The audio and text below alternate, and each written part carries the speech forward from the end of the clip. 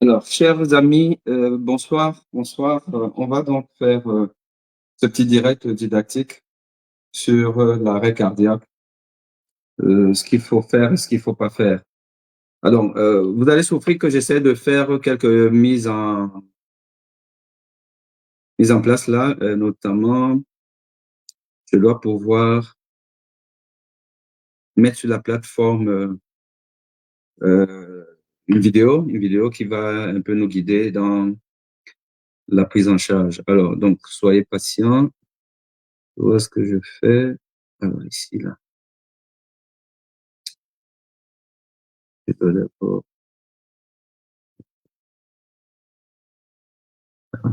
présenter.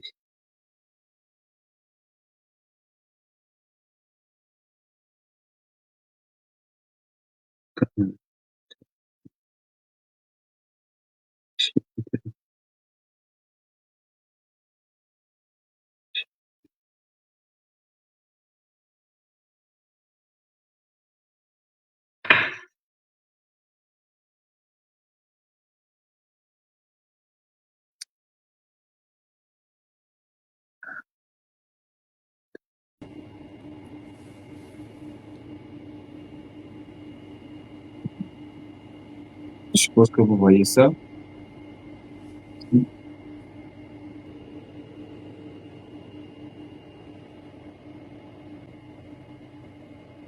Bon. Moi, le petit villageois, je commence à être pas mal. Voilà, je pense que vous voyez la vidéo. Bon, on la regarde d'abord, on va la regarder plus d'une fois, on va l'analyser.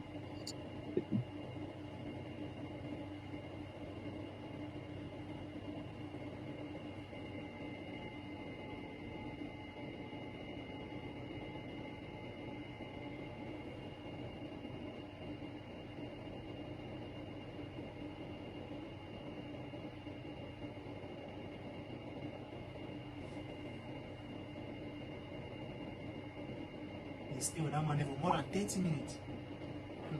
No, you will meet up now. Where you want to say that you meet up now? More than 30 minutes for this one.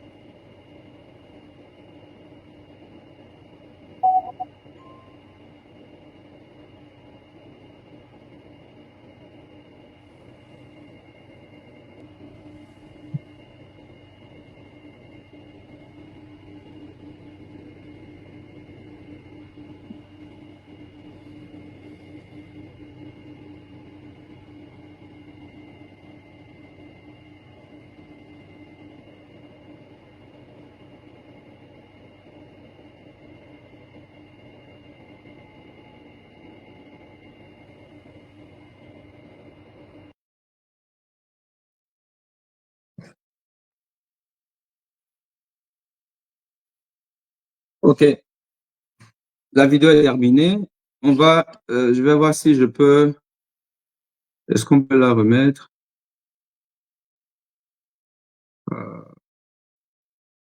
Alors,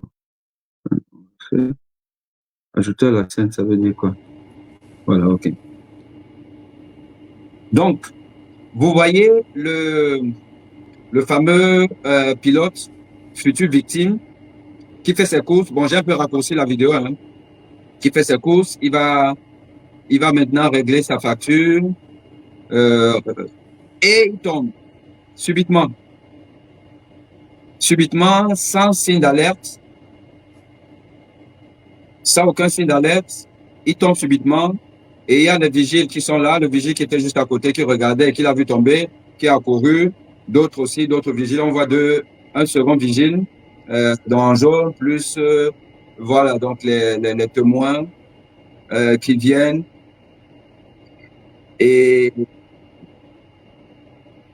Je sais pas, on voit pas très bien, mais probablement on le retourne. On le retourne pour le mettre en position latérale. Vous voyez que on ne voit aucun geste de massage. Aucun geste de massage n'est vu. Voilà. Le vigile le met en position latérale. Voilà. Les autres gens sont là comme des badauds. Ils observent. Il est en position, vous voyez, il est en position latérale de sécurité. Enfin, déjà pas bien faite, hein, mais on va dire qu'il est en position latérale. Voilà. Aucun massage.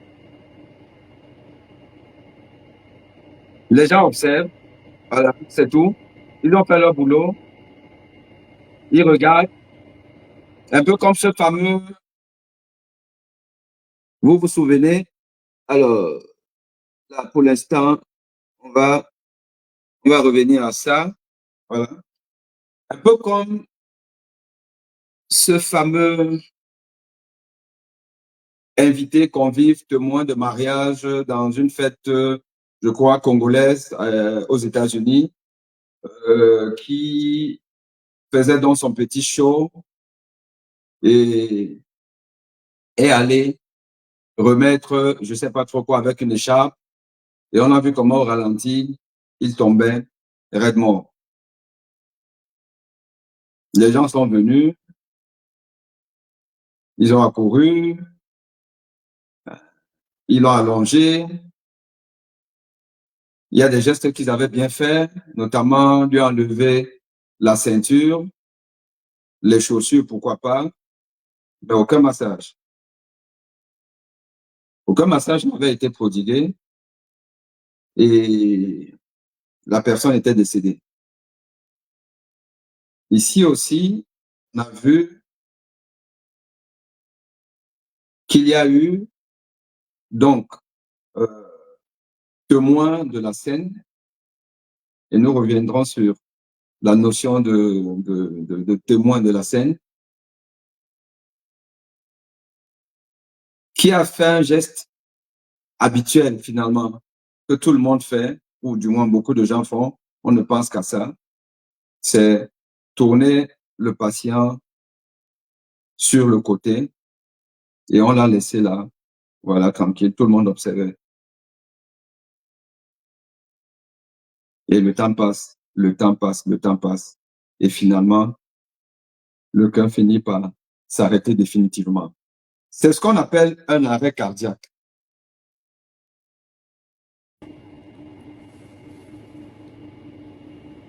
Là, il fait sa course. Là, il est possible qu'il ressente une petite gêne. Il est possible. Parce que ça peut arriver que vous ressentiez soit des petites palpitations, bon, vous dites ça va passer, une petite douleur, ça va passer, mais paf, ça passe pas, ça s'aggrave, vous tombez. Collapsus postural. Collapsus postural, c'est-à-dire que vous perdez tout votre tonus vasculaire. Le sang ne passe plus. Le sang n'arrive pas au niveau du cerveau. Et la commande cérébrale est éteinte. Vous tombez, paf. En ce moment, le cœur, soit il s'est arrêté, soit il bat la chamade. Soit il bat la chamade et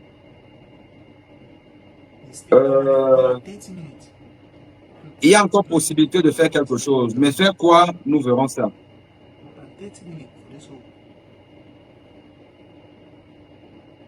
Et là, on voit le vigile qui s'évertue à prendre le bras, à tourner le bras, tourner le corps pour le mettre sur le côté.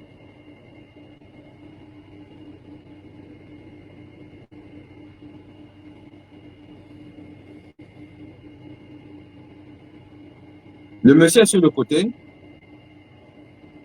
et vous vous imaginez ce qui se passe dans son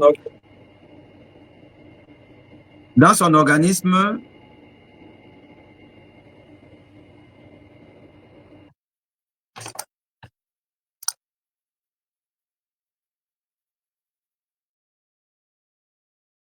Au niveau Attendez, là, il faut que je positionne bien. Oh là là là là là. J'ai un souci au niveau de mon appareil. J'espère que ça va tenir. Excusez-moi, parce qu'il faut que ça tienne. Alors, donc nous allons parler de l'arrêt cardiaque. C'est quoi l'arrêt cardiaque? Quels sont les facteurs de risque de voir son cœur s'arrêter? Comment prévenir un arrêt cardiaque? C'est que pour que le cœur ne s'arrête pas. Comment on prévient ça? Pour prévenir, il faut pouvoir identifier même les facteurs qui concourent à l'arrêt cardiaque. Maintenant, si on n'arrive pas à prévenir, on va voir si tous les arrêts cardiaques peuvent être prévenus. Est-ce qu'on peut, par des méthodes scientifiques médicales, toujours prévenir un arrêt cardiaque? Et si, par malheur, on n'arrive pas à prévenir et que l'arrêt cardiaque survient chez un individu bien donné, quelles sont les étapes de la réanimation cardio-pulmonaire?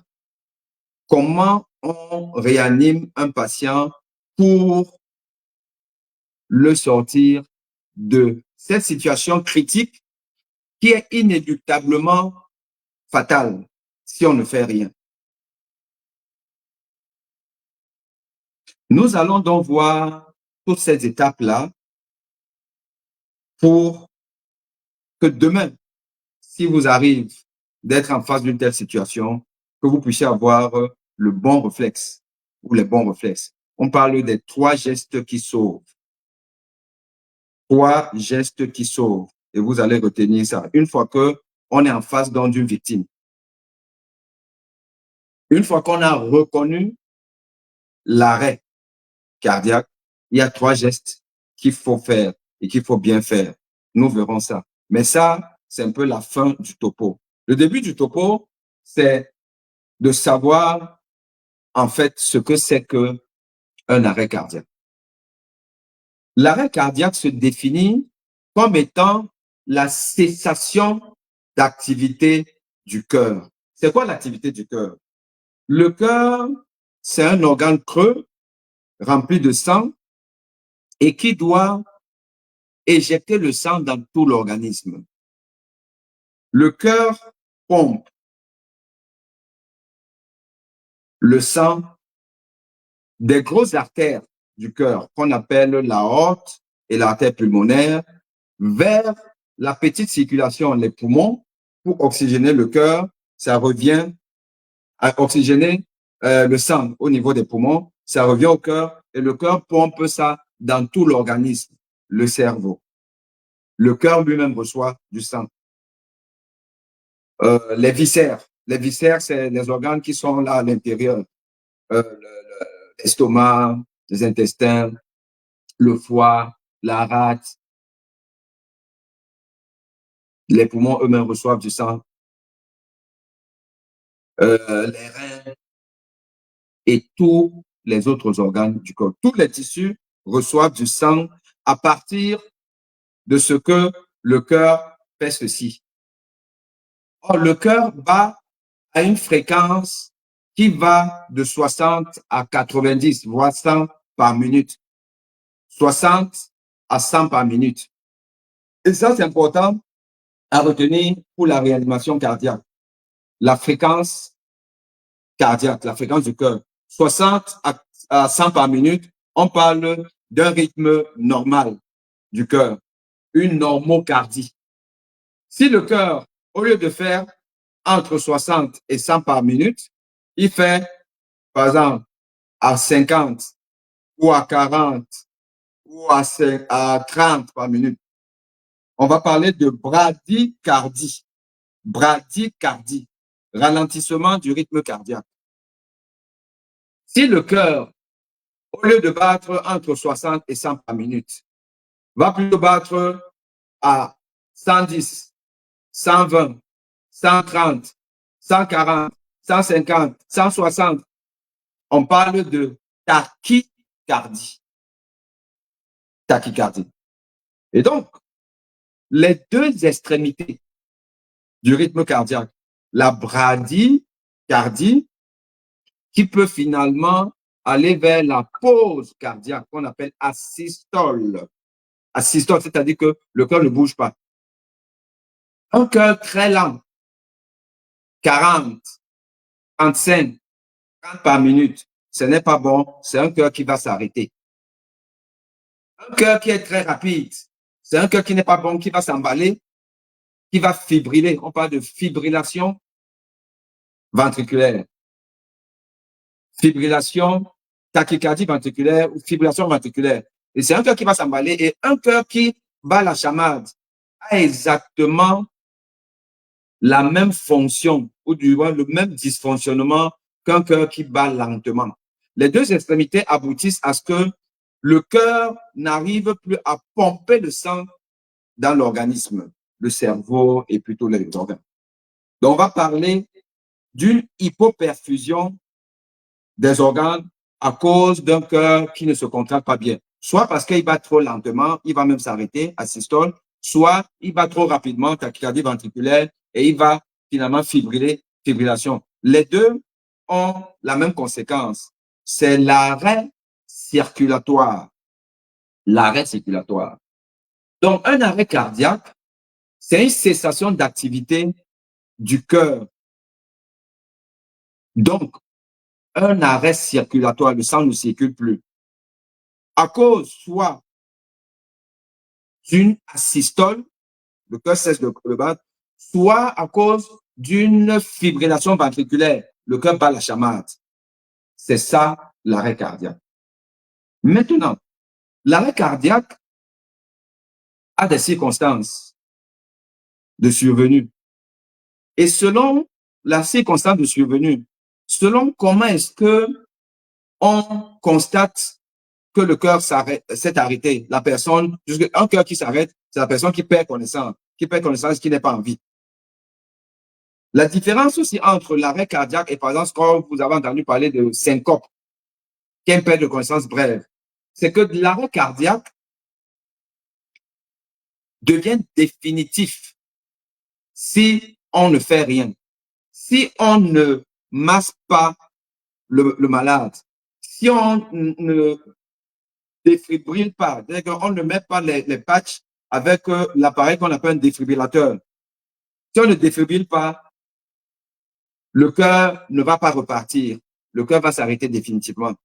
Alors que la syncope, qui est une perte de connaissance brève, c'est un cœur qui s'arrête quelques secondes et il repart.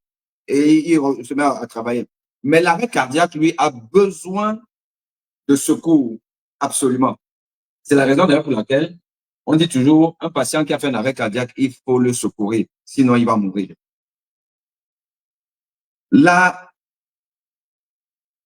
L'arrêt cardiaque, donc, peut survenir devant témoin ou en absence de témoin. Vous êtes avec un individu, vous êtes en train de causer et la personne tombe, raide morte, inconsciente. Vous êtes en train de jouer, la personne tombe. Vous êtes au magasin, vous voyez quelqu'un qui fait les courses et vous voyez la personne tomber. Là, c'est un arrêt cardiaque. Donc, c'est une perte de connaissance devant témoin. Et ça s'est passé rapidement, en quelques secondes, jusqu'à 1 heure. Un arrêt cardiaque, quelqu'un qui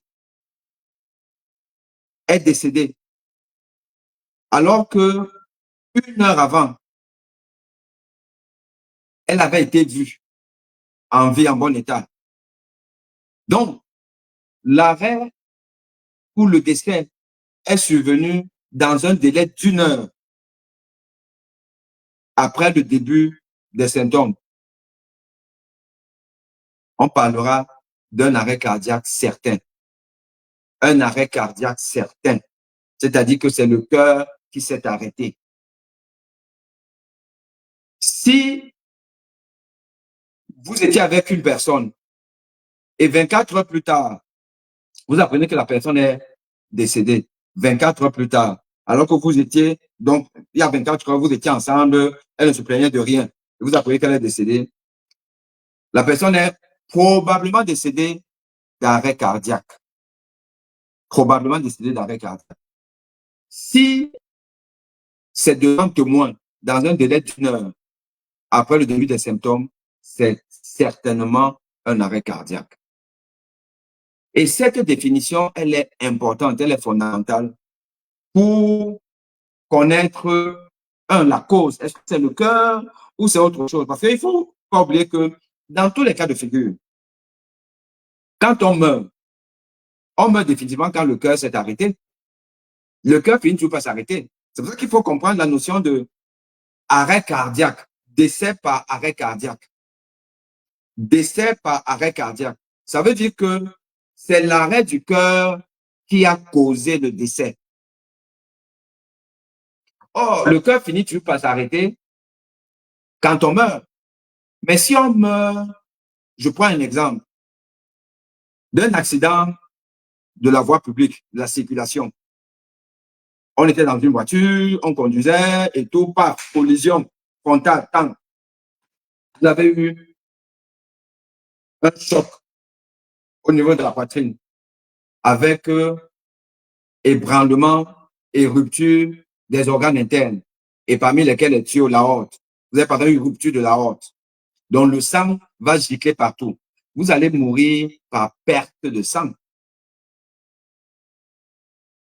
La cause de la mort ici, là, ce n'est pas l'arrêt cardiaque. Mais le cœur va finir par s'arrêter parce que dès que vous vous videz de votre sang, mais le cœur n'a plus matière à travailler puisque le cœur a pour fonction d'éjecter le sang de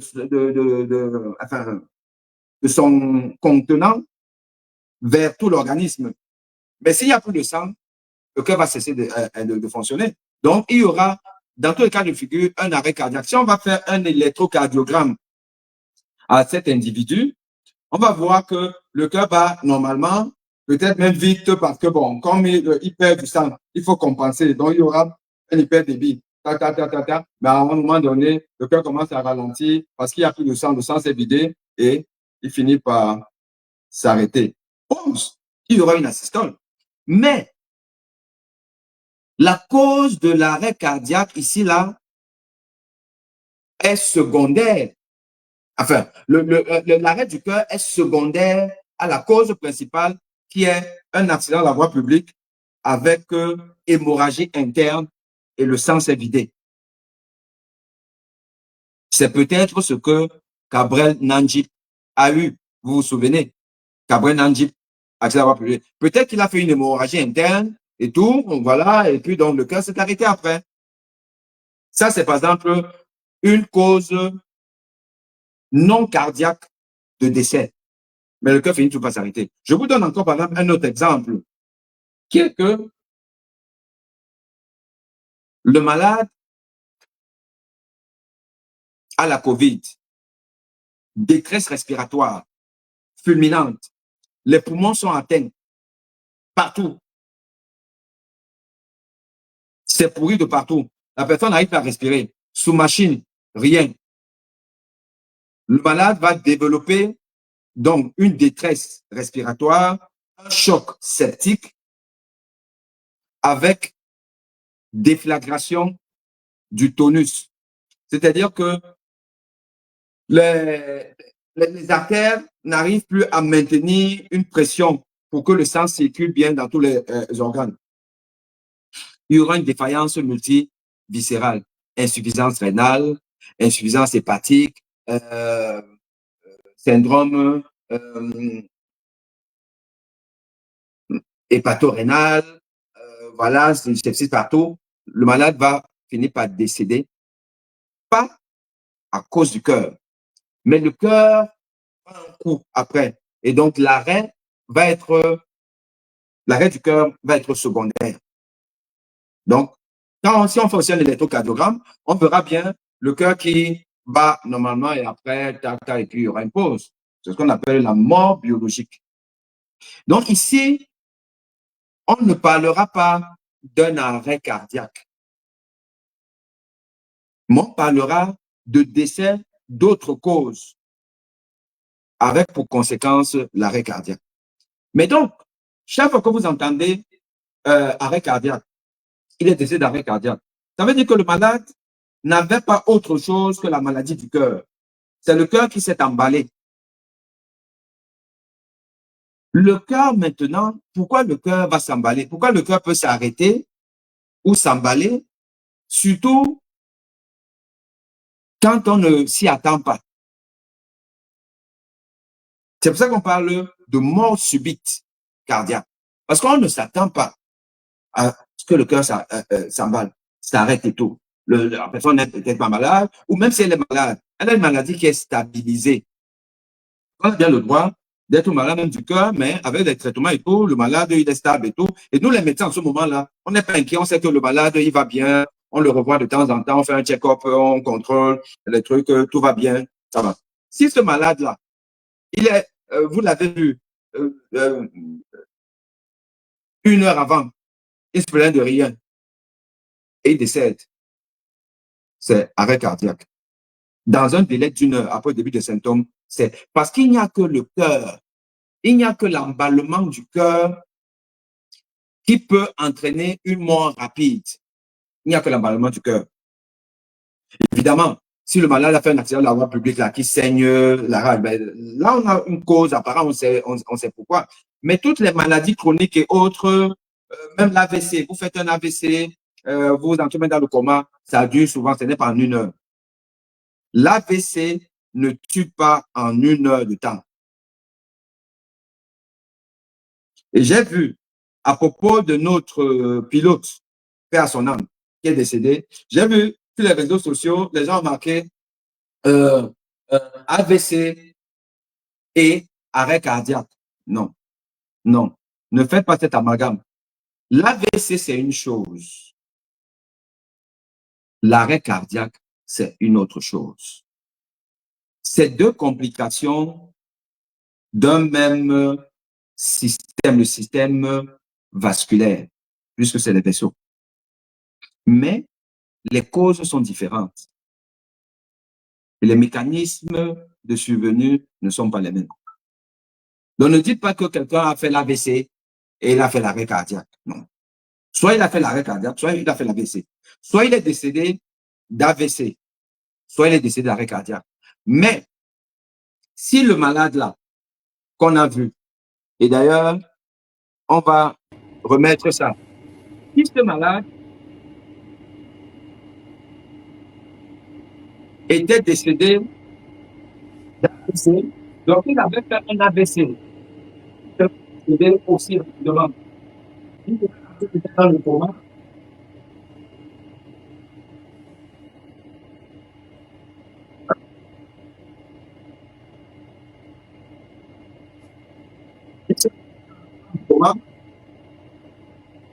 On est transporté à l'hôpital. Cela peut être décédé après plusieurs heures. Mais là, dans ce cas-ci,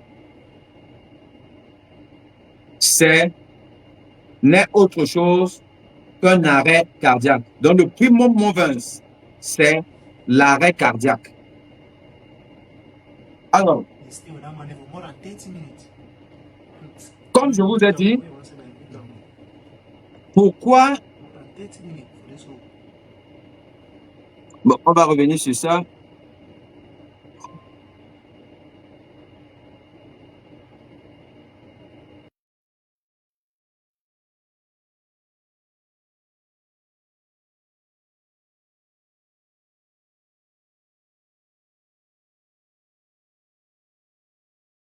Qu'est-ce qui se passe?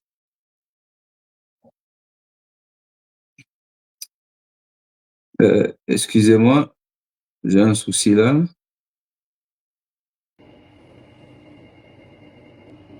Euh,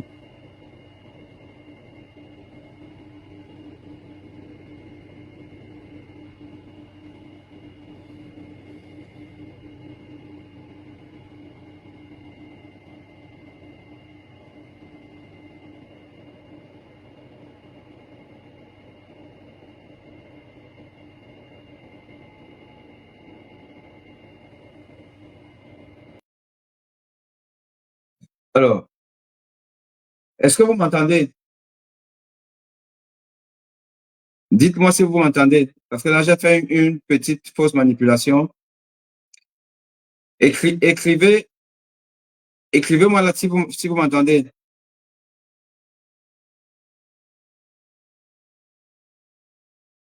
OK, vous m'entendez.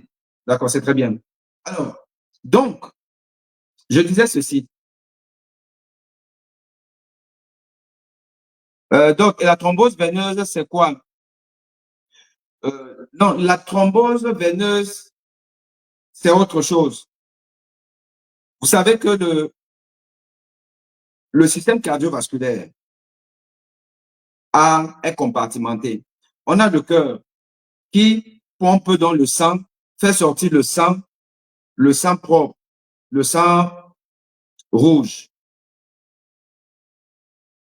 va le faire sortir vers les cavités gauches, le ventricule gauche, l'aorte, vers tous les organes de la tête et du reste du corps. Le sang rouge pour alimenter le cœur, pour nourrir, pour alimenter les organes, pour nourrir nos tissus. Mais des tissus maintenant arrivent au cœur, donc sortent des organes. Le mauvais sang, le sang bleu, le sang qui a les déchets et qui est riche en gaz carbonique, qui va revenir au cœur droit. Et du cœur droit, l'oreillette droite, le ventricule droit, ça ira dans les poumons pour être oxygéné. Donc, ce sang sale, riche en gaz carbonique, va arriver au niveau des poumons, va échanger, le sang va échanger le gaz carbonique contre l'oxygène, qui va donc enrichir ce sang, qui redevient propre et qui revient au niveau du cœur par les veines pulmonaires. Donc, c'est ça la circulation sanguine. Et c'est pour ça qu'on parle de système cardiovasculaire. Or, le système vasculaire a donc deux compartiments. Le compartiment artériel qui amène le sang dans les organes et le compartiment veineux qui ramène le sang des organes vers les poumons en passant par le cœur droit.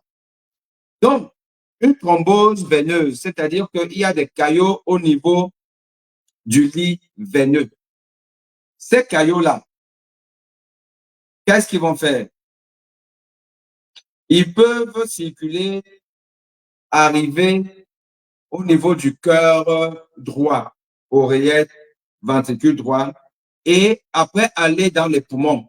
Et si ça va dans les poumons, ça peut boucher une artère pulmonaire et être dans l'origine d'une embolie pulmonaire. L'embolie pulmonaire, si elle est importante, si l'embolie, les emboles, bloquent des artères de gros calibre, on va donc avoir une interruption du sang dans une partie importante des poumons. Donc, un infarctus pulmonaire dû à une occlusion d'une grosse artère pulmonaire, embolie pulmonaire. Donc, si l'embolie pulmonaire est importante, ça va entraîner une augmentation de la pression artérielle pulmonaire. Si la pression artérielle pulmonaire est très augmentée, en sachant que chez le sujet adulte, elle doit être inférieure ou égale à 30 mm de mercure. Mais on peut avoir une pression pulmonaire qui va augmenter à 40, 50, 60, 70, voire 90 mm de mercure. On approche déjà la pression artérielle systémique. Or, le ventricule droit, c'est un ventricule qui a une épaisseur moins importante que le ventricule gauche. Donc, l'épaisseur de la paroi libre du ventricule droit est de petite dimension. Et donc, un ventricule qui n'est pas assez épais a du mal à travailler contre une pression qui est importante.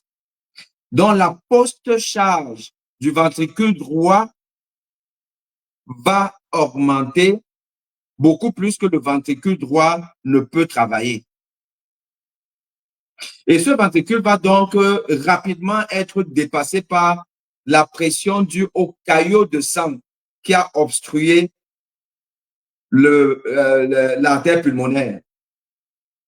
Et ce ventricule, qui doit aussi éjecter comme le ventricule gauche, va être dépassé par l'augmentation de la post-charge. Et il va donc se fatiguer. Défaillance ventriculaire droite. Cette défaillance ventriculaire droite va être à l'origine d'une insuffisance cardiaque droite. Mais ça peut aussi être à l'origine d'un choc cardiogénique, baisse de la pression artérielle. Parce que le sang qui arrive dans les poumons est celui-là qui va dans le ventricule gauche après et qui va donc déterminer la pression artérielle pulmonaire, la pression au niveau de la aorte. Or, parce qu'il y a une embolie pulmonaire, le sang n'est pas évacué du ventricule droit. Donc, même le ventricule gauche après va recevoir très peu de sang. Et le ventricule droit qui est défaillant va être à l'origine de ce choc cardiogénique.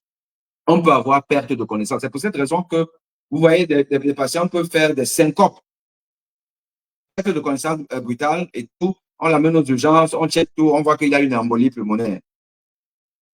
Mais même là, pour parler donc de la thrombose veineuse qui peut se compliquer d'embolie pulmonaire, de choc cardiogénique, il peut avoir un arrêt cardiaque à cause d'une embolie pulmonaire. Mais donc, c'est un arrêt cardiaque qui est secondaire à une embolie pulmonaire.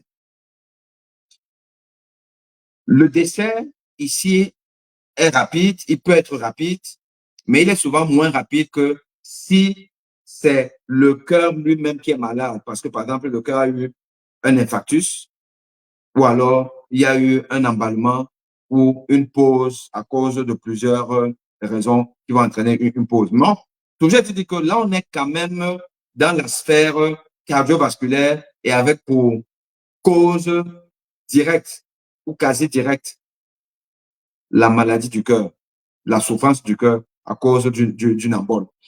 Alors, pour revenir donc à l'arrêt cardiaque de manière globale et générale, je disais ceci, en général, les personnes bien portantes, entre guillemets, sont souvent celles qui font donc des arrêts cardiaques. Les personnes bien portantes ou, entre guillemets, bien portantes, sont souvent celles qui font des arrêts cardiaques. Car il y a des études avec la pyramide de Maybourg qui a démontré que, en général, quand le cœur est malade, surtout quand la fraction d'éjection, dont la force de contraction du cœur est affaiblie, on est plus susceptible de faire un emballement du cœur et de décéder d'un arrêt cardiaque.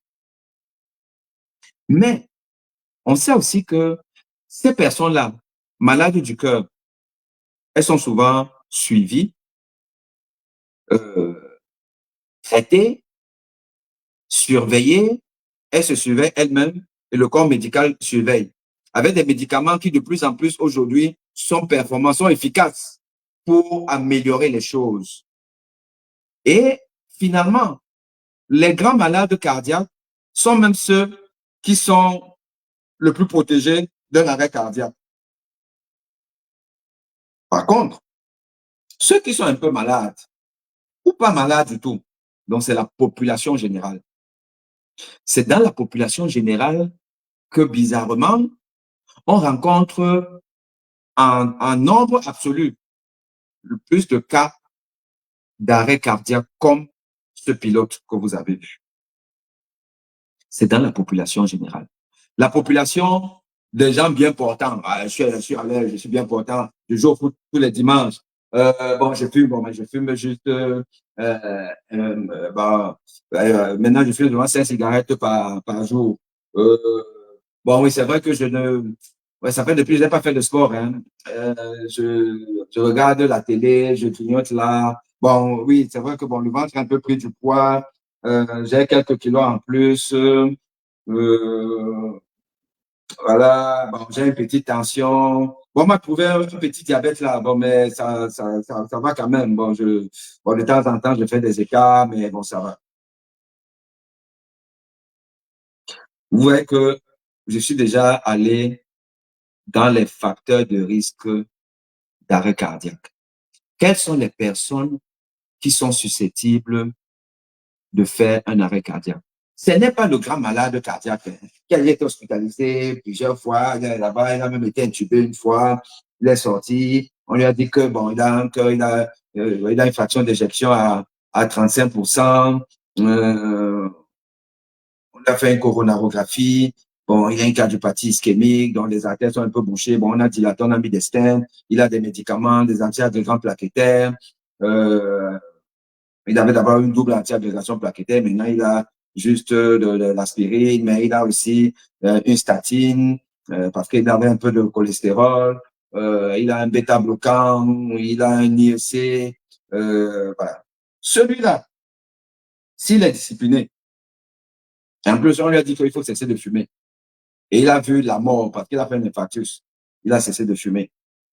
Il fait un peu son sport sous contrôle médical et tout. Celui-là, il va finalement très peu aller vers un arrêt cardiaque. Mais l'autre, qui a 45 ans, 50 ans, 55 ans, il a arrêté même de faire le sport.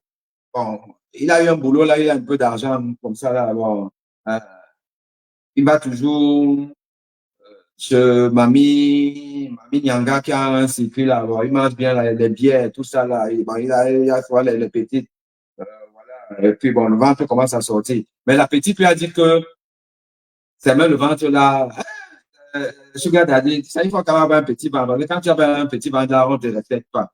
Bon, le problème de ce petit ventre là, c'est un peu relatif. Que, euh, le gars, il n'a pas un ventre plat comme pour moi, comme ça là. Lui, pour lui là, tu vois, ça, c'est quand même sorti là et tout ça. Bon, il fume. Fumer, ça veut dire que voilà, je suis un homme important. Il fume, il a un petit diabète et tout. Donc, il a une accumulation de facteurs de risque de faire un arrêt cardiaque. Parce que celui-là qui a obésité, surtout obésité abdominale, tabagisme, un peu de mauvais cholestérol parce qu'il mange n'importe comment, un peu de diabète. En plus, il est même hypertendu.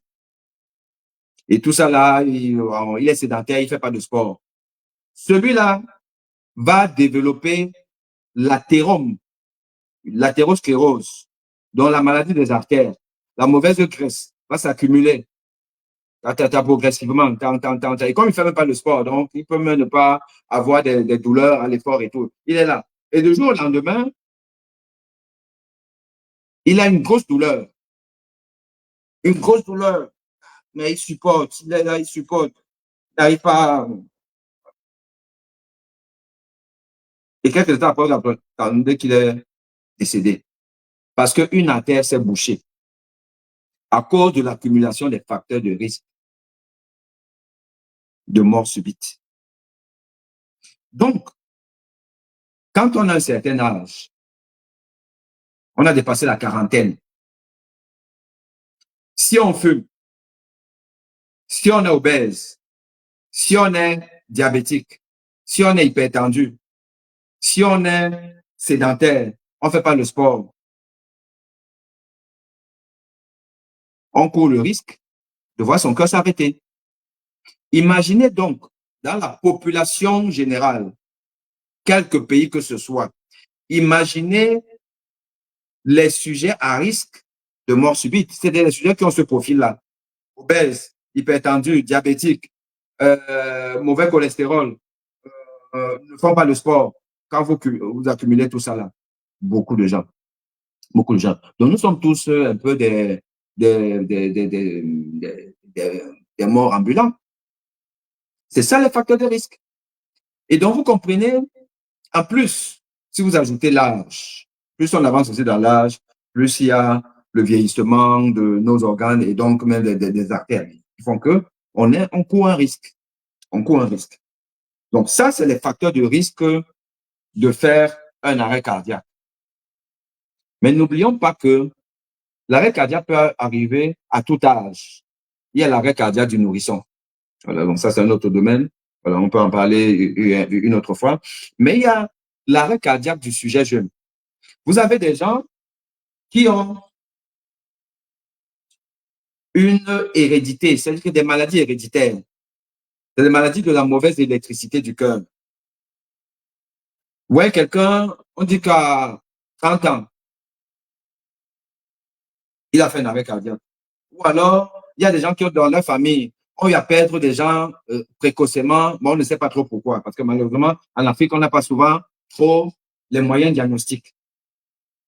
Mais moi, je me souviens que le premier, enfin, la description d'une maladie qu'on appelle syndrome de Bourgada, qui était très connue en Asie et puis aussi en Europe, de gens qui mouraient à peu près à l'âge de 40 ans, qui décédaient comme ça subitement, alors qu'ils n'ont pas de problème, et c'est surtout la nuit, c'est surtout les hommes, à peu près 8 cas sur 10, c'est des hommes, la quarantaine. Là-bas, on a dit ça, c'est au village qu'on fait ça. C'était comme ça là. Donc les hommes dormaient déguisés en femmes pour ne pas être pris la nuit pour aller travailler à l'au-delà. Sauf que le fait d'être déguisé en femme, ça n'empêchait pas que les hommes mouraient quand même. Donc, après, les chercheurs espagnols ont pu décrire cette maladie avec l'électrocardiogramme.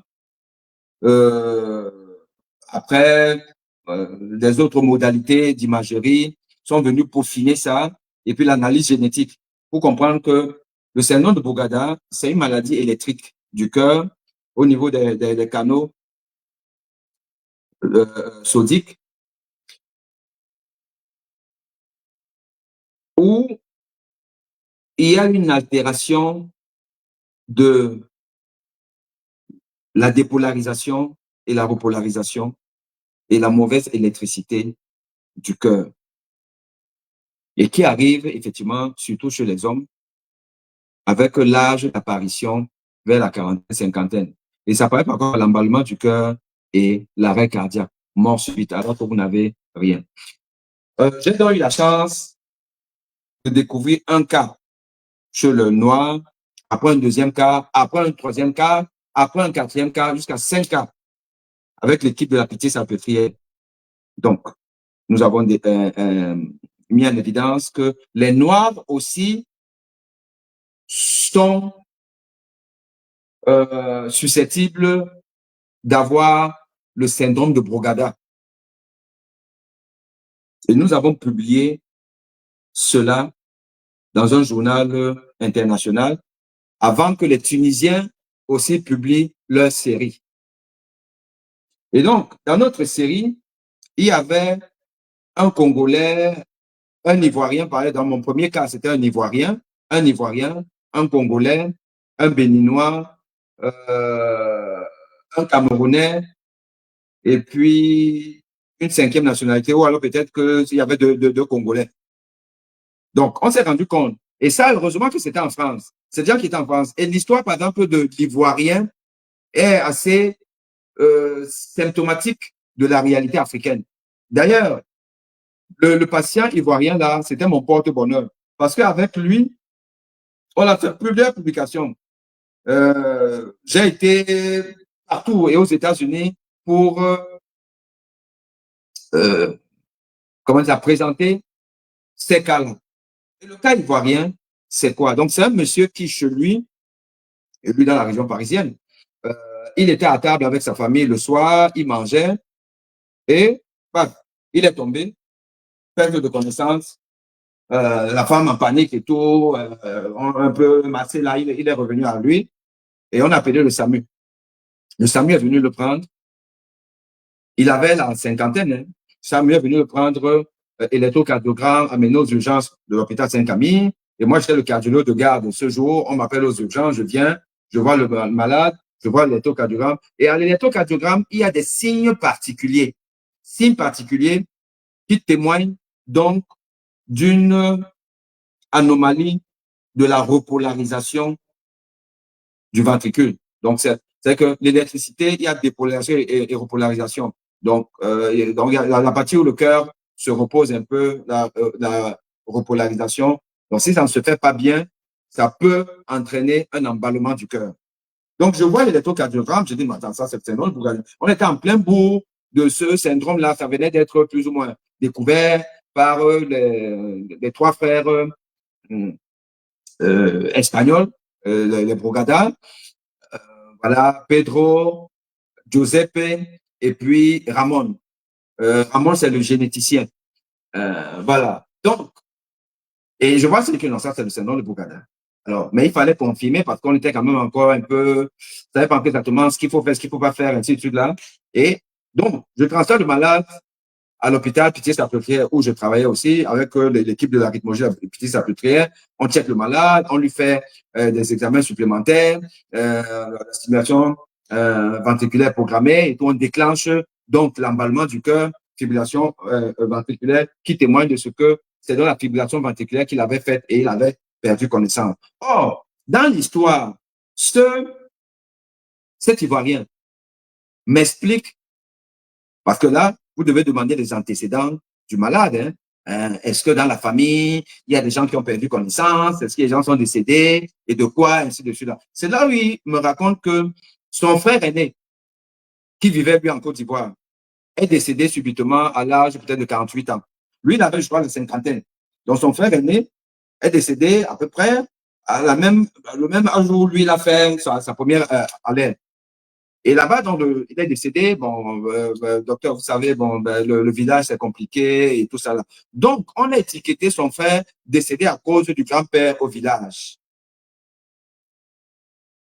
Et nous, on voit donc que le malade a exactement le même tableau clinique et le même phénotype. Donc, c'est le même électrocardiogramme, échographie et tous les autres examens, les explorations, que ce qui est décrit dans la littérature, ce qui a été vu dans les pays asiatiques, comme au Vietnam, au Laos et tout, comme la maladie de la sorcellerie, où on vient chercher les vieux la nuit pour les emporter, alors que ce n'était pas ça. Directement, on pose dans le diagnostic de syndrome de Brugada chez le sujet noir, ce qui n'avait jamais été écrit. Parce qu'effectivement, vous savez qu'en Afrique, on n'a pas de moyens diagnostiques, on est en retard sur plein de choses. Donc, les gens meurent en Afrique, comme ça, là, on dit que c'est le sorcier. Évidemment, comme le monde scientifique n'avait donc jamais entendu parler de ce cas chez les Noirs, il faut toujours marquer l'histoire, dire que chez nous aussi ça arrive. Donc, on a pure Brugada syndrome, non, Brugada syndrome et pure Black Africans. Tant, paf, parti. Et tout le monde a repris ça. Même les recommandations parlaient que chez les Noirs aussi, on a décrit ça. Et donc, tout ça, c'est pour dire que vous allez voir quelqu'un qui a 40 ans. Il est bien portant. Il a même joué au foot le soir. Le lendemain matin, vous apprenez qu'il est décédé. Ou alors, la nuit, vous apprenez qu'il est décédé. Il allait se coucher, il ne s'est pas réveillé. C'est le grand-père. C'est le terrain du village là. Vous savez, alors que c'est une maladie électrique du corps. On appelle ça les maladies électriques du cœur. Donc, c'est la mauvaise électricité du cœur qui fait que. Donc, en général, c'est les personnes qui sont bien portantes. Et leur électrocardiogramme peut être normal à certains moments. Et à certains moments, ça montre donc le fameux signe du syndrome de Brugada. Mais le signe du syndrome de Brugada n'est pas permanent. Comme je vous parle de ça, je vais faire une petite publication avec l'imagerie. Par exemple, l'ECG du syndrome de Brugada et autres. Et donc, vous verrez que, imaginez donc, le malade, bon, docteur, bon, j'ai rien, je suis bien portant, je joue au foot, mais bon, je viens quand même faire un petit bilan. Vous lui faites le bilan, vous le faites l'électrocardiogramme, parce qu'en général, on fait quoi? Électrocardiogramme, échographie cardiaque. Quand vous avez fait ça, vous l'avez ausculté, il n'a aucun problème. Vous avez fait l'électrocardiogramme et l'échographie cardiaque, il n'a aucun problème. Serge dit, salut doc. Vous lui dites, OK, c'est bon, vous pouvez aller jouer. Pourquoi? Parce que l'électrocardiogramme est normal. L'échographie cardiaque est normale. Or, dans le syndrome de Bourgada, par exemple, il y a plusieurs autres syndromes, mais dans le syndrome de Bourgada, l'électrocardiogramme peut être normal puisque la modification n'est pas permanente. Donc, si vous faites l'électrocardiogramme au moment où le malade a donc une repolarisation normale, vous avez dit normal. Et comme le syndrome de Bourgada ne se manifeste pas par des douleurs, par de la fatigue et tout, non. C'est que le malade fait comme ça, là, il perd connaissance, il fait une syncope, il revient à lui. Ou alors, il peut emballer son cœur et faire un arrêt cardiaque et décéder. Donc, l'échographie cardiaque du syndrome de Bourgada est normale. C'est aujourd'hui parce qu'on sait faire d'autres imageries, comme l'IRM cardiaque, comme l'angiographie du ventricule droit. On peut voir certains signes indirects d'anomalie morphologique du ventricule droit. Mais ce n'est pas certain. Et donc, celui-là, un jour, sans qu'on ne sache comment et pourquoi, le cœur peut s'emballer. Pourquoi? Parce que il a donc cette anomalie dans le tissu, dans les canaux qui codent pour le sodium et qui vont faire que, à un moment donné, il y aura un trouble de la repolarisation.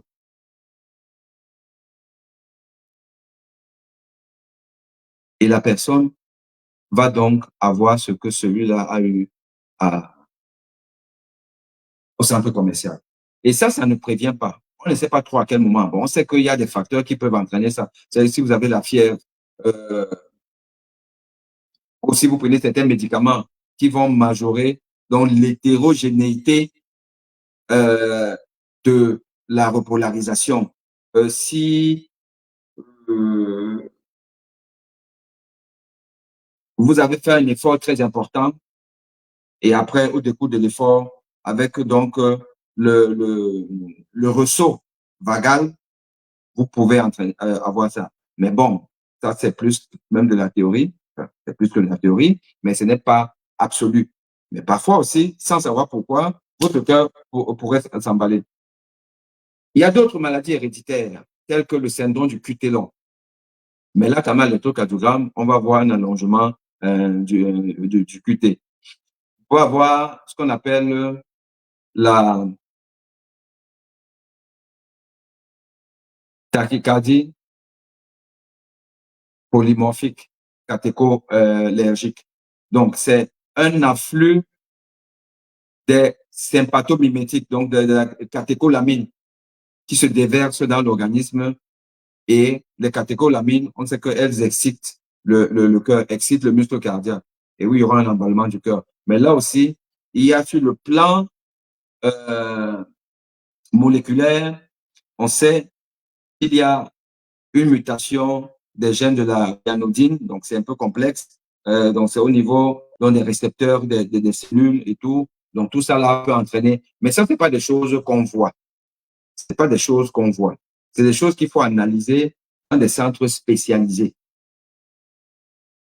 Mais le sujet tout venant, il peut avoir ça, on ne le saura pas. Et dans les pays où la médecine n'est pas très évoluée, vous imaginez qu'il y a beaucoup de ces maladies qui se baladent dans nos populations sans que les gens ne soient au courant. Encore que même en Occident, avec le bilan classique qu'on fait, parce qu'on ne va pas faire les bilans compliqués à tout le monde, on peut passer à côté de certaines maladies qui ont une évolution insidieuse. Mais du jour au lendemain, tout ça va s'emballer.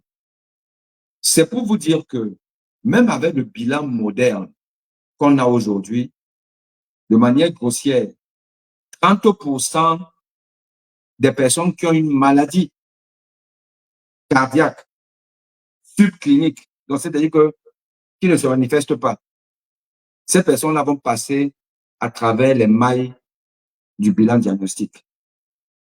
Donc, c'est toujours des sujets à risque de mort subite sans qu'on ne le sache. Et ça va subvenir peut-être parce que la personne fait le sport. On sait qu'avec le sport, on a donc la bourre de notre système cardiovasculaire et le système neurologique, le système hormonal, le système autonome. Or, c'est toujours la gâchette et on pourra donc emballer son cœur et décéder. Tout ça, c'est pour vous dire que même avec tous les diagnostics modernes et dans les sociétés modernes comme occidentales, on ne peut pas éviter l'emballement du cœur, l'arrêt cardiaque chez tout le monde. Imaginez-vous donc en Afrique, dans les pays à revenus faibles ou intermédiaires. D'où la nécessité finalement, au-delà du préventif. Parce que pour prévenir, avoir une bonne hygiène de vie, ne pas fumer, faire du sport, perdre du poids, soigner son hypertension artérielle, soigner son diabète, soigner son cholestérol. Si vous faites déjà ça, vous avez diminué de beaucoup la malchance de faire un arrêt cardiaque. Maintenant, comme on ne peut pas avoir une prévention qui soit efficace à 100%, il reste quand même une part de probabilité que chacun de nous fasse un arrêt cardiaque. D'où savoir reconnaître un arrêt cardiaque et traiter l'arrêt cardiaque. Parce qu'une fois qu'on a pu récupérer le malade, on va donc lui faire un bilan exhaustif et ciblé pour aller connaître la cause de son arrêt et traiter cette cause-là. Donc, reconnaître l'arrêt cardiaque est fondamental. Et c'est donc la dernière partie de notre communication d'aujourd'hui où nous allons parler de la reconnaissance d'une victime qui a perdu connaissance. Non seulement elle a perdu connaissance, il faut que vous évaluez l'absence ou la présence de la respiration. Et je vais vous expliquer pourquoi c'est important. Mais déjà, une victime qui a perdu connaissance, c'est-à-dire que la personne, si on perd connaissance, c'est que on est tombé. On ne peut pas perdre connaissance étant debout. Ça, c'est déjà un premier signe de perte de connaissance.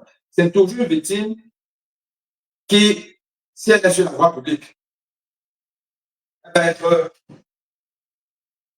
bougée, forcément.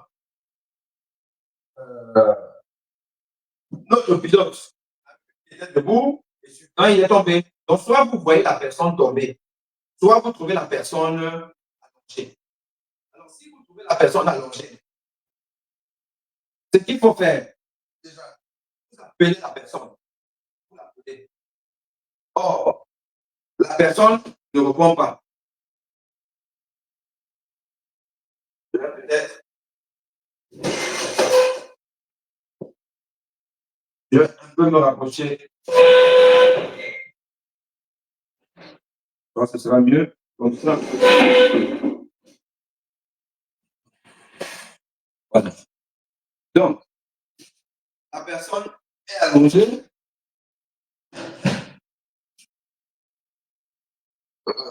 Voilà. Alors, vous allez, monsieur, Daniel, la personne ne dit rien. Vous allez pincer la personne, on conseille de pincer là au niveau de l'épaule, ce muscle là. Vous pincez la personne pour qu'elle fasse une grimace. Que la personne fasse une grimace. Si la personne, en la pinçant, la personne fait une grimace, c'est qu'elle n'a pas perdu connaissance. S'il n'y a pas de réponse verbale, il n'y a pas de réponse au pincement de la personne, vous dites, ah, Ici, là, c'est tellement que la personne a perdu connaissance. Maintenant, la personne a perdu connaissance. Il faut faire quoi? Il faut savoir si la personne respire ou ne respire pas. Et pour savoir si la personne respire, vous allez vous pencher. La personne est là. La tête de la personne est ici. Vous vous penchez avec votre oreille sur le visage de la personne et vous regardez le ventre. Vous regardez le ventre. Normalement, une personne qui respire, vous allez voir un léger mouvement du ventre et ou de la poitrine. En penchant la tête de manière horizontale. Vous voyez si la personne respire. Et vous pouvez même aussi, pendant que vous penchez, vous essayez de mettre votre paume de main au niveau de ses narines. Si vous sentez un léger souffle ou pas. Mais ceci, c'est en quelques secondes. Quelques secondes.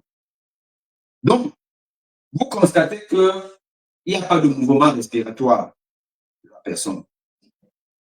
Pas de réponse à l'appel. Pas de réaction au pincement. La personne ne respire pas. Il n'y a pas de mouvement de la respiration. Là, c'est un arrêt cardiaque sans respiration. Arrêt cardiaque sans respiration. Et l'arrêt cardiaque, donc la perte de connaissance sans respiration, c'est un arrêt cardiaque. Si la personne ne réagit pas et ne respire pas, c'est un arrêt cardiaque. Si la personne ne réagit pas, mais respire, le cœur n'est pas arrêté. Ce n'est qu'en ce moment que vous allez mettre la personne sur cette position-ci. Si la personne ne réagit pas et respire, la personne ne réagit pas et respire, vous mettez sur cette position latérale de sécurité. Mais je veux encore vous dire que c'est le cas le moins fréquent. Et c'est quand vous avez trouvé une personne allongée. Il n'y avait personne, il n'y avait pas de témoin, vous venez de trouver une personne. C'est là où vous faites ça. Si vous voyez la personne tomber, comme on a vu ce pilote tomber, là, c'est clair que c'est un arrêt cardiaque. Donc, cette personne-là, forcément, ne respirait pas. Vous devez donc adopter la deuxième attitude qui doit être la plus fréquente. C'est que patient qui ne réagit pas et ne respire pas, vous ne mettez pas en position latérale, que moi j'appelle d'insécurité, mais en position décubitus dorsal. Décubitus dorsal. Le pilote, la première faute faite par les gardiens les agents de sécurité en jaune, c'était de l'avoir mis en position latérale de sécurité. Non. Je vous ai dit que si la chute de la personne, la perte de connaissance, se fait dans un délai d'1 heure après le début des symptômes, c'est forcément l'arrêt cardiaque. Ça veut dire que ce malade-là ne respire pas. Vous n'avez pas besoin même d'aller vérifier.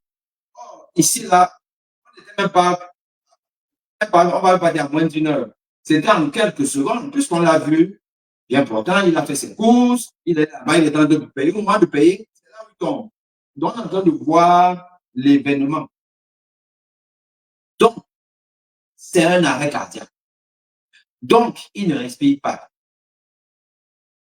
Donc, on va le mettre là, ça là, sur un plan dur. On dégage tout. Mais comme il y a témoin, là. Les gens ont vu. C'est-à-dire que vous qui venez secourir, vous n'avez pas besoin d'appeler les secours, puisque les secours sont déjà là. Mais si vous êtes, par exemple, seul au détour d'une rue, vous voyez un homme allongé, vous allez rapidement appeler là, monsieur, monsieur, monsieur, tapoter, vous avez pincé là. La personne, il n'y a pas de grimace, il n'y a pas de. Vous avez regardé s'il y a la respiration et tout. Il n'y a pas de respiration. La première des choses, votre téléphone, vous appelez le SAMU. Si vous êtes en France, c'est le 115. Si vous êtes au Cameroun, c'est le numéro du SAMU. Si c'est, enfin, bref, si vous êtes au Sénégal, il y a le numéro du SAMU.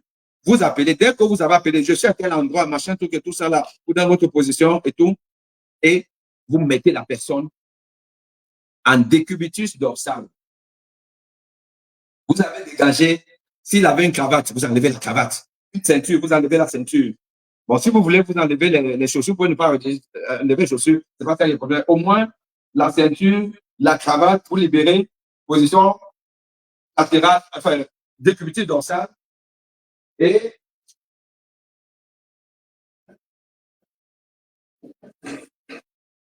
puisque la personne sera peut-être, c'est en route, comme ça, là,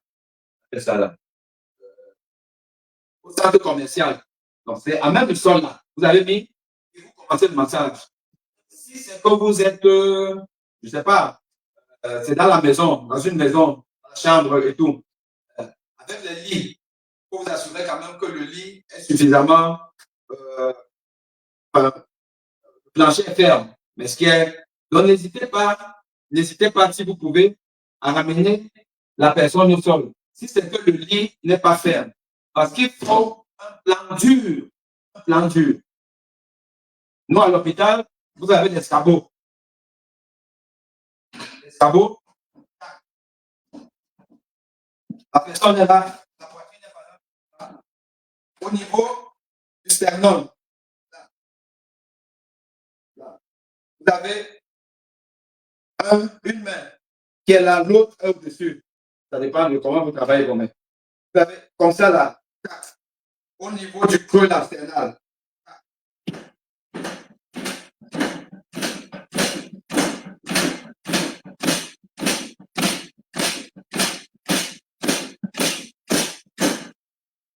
Vous devez être à un rythme d'environ 100 à 120 battements par minute.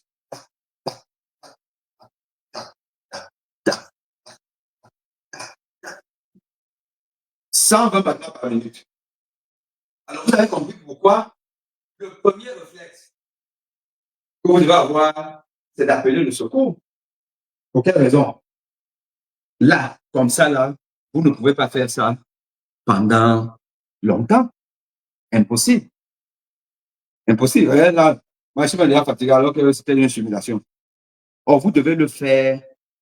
Le massage cardiaque doit durer le plus longtemps possible. Or, si vous avez appelé le secours et vous avez démarré, vous espérez que les secours vont venir peut-être dans 5 minutes, peut-être dans 3 minutes, même si c'est dans 10 minutes. Donc, vous massez quand même. Vous massez, vous massez, vous massez. Au moins 100 par minute. Entre 100 et 120. Donc, ne massez pas comme ça, là.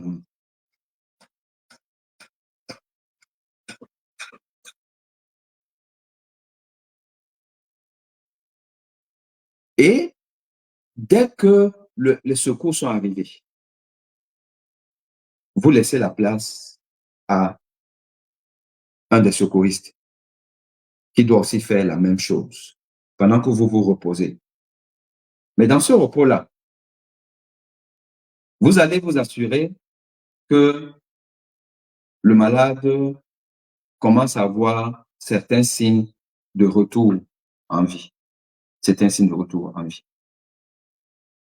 Normalement, on doit, si on peut, si on est dans un milieu, par exemple, hospitalier et tout, avec le masque à oxygène, avec un masque, on va faire 2 ventilations pour 30 massages. 2 ventilations pour 30 massages. Mais alors, il faut donc qu'on s'assure qu'on ventile bien. Il ne faut pas ventiler pour ventiler. Pour être sûr que vous ventilez bien, je vais vous mettre une image, mais vous l'avez même déjà peut-être vu. Attendez rapidement, je vais voir si je peux. Ah ben, c'est même peut-être, est-ce que c'est ici? Je vais voir si je peux vous passer l'image de, c'est important, on est dans le même truc didactique.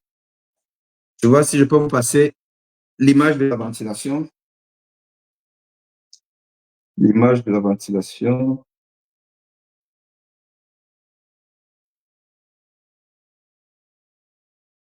Attendez, attendez. L'image de la ventilation.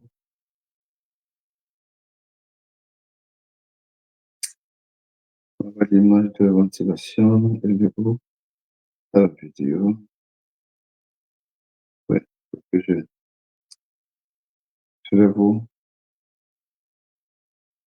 Une petite minute, les gars. On va voir l'image. Voilà. Est-ce que ça peut être ça?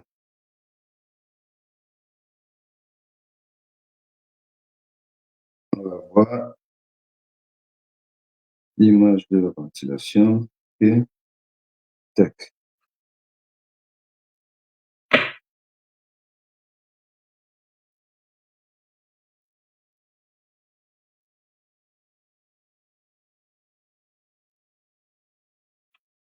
Donc, pendant que ça charge, vous allez voir. Donc, ici, c'est quoi? Le premier du studio. OK. Vous allez donc, normalement, ventiler. Or, pour ventiler, il faut déjà libérer les voies aériennes. Si la personne a un dentier, il faut enlever le dentier. Vous allez tenir là le cou en arrière, comme ça. Ouvrir la bouche, s'assurer qu'il n'y a rien à l'intérieur et vous mettez le masque. Le masque doit prendre le nez et la bouche en même temps. Voilà. Et vous allez donc, avec une main, vous allez tenir le masque et puis la mandibule. Et avec l'autre main, vous ventilez. Mais en réalité, l'idéal serait que ce soit la personne qui masque, qui ventile, puisque on ne masque pas tout en ventilant. On ventile, on masque 30 fois et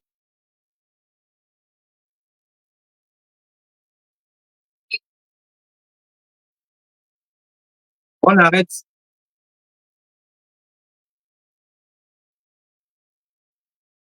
Alors, je reviens maintenant à vous. Oh là là. Où est-ce que je suis? Alors maintenant, je vais présenter fichier vidéo, parcourir.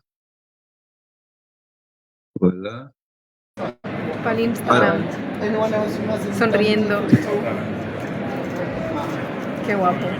Alors, vous voyez, regardez la position de la dame qui va. C'est moi qui ventile. Vous voyez? C'est moi qui ventile. Elle tient bien le masque. Allez, après 30, je ventile. Voilà. Donc, vous constatez.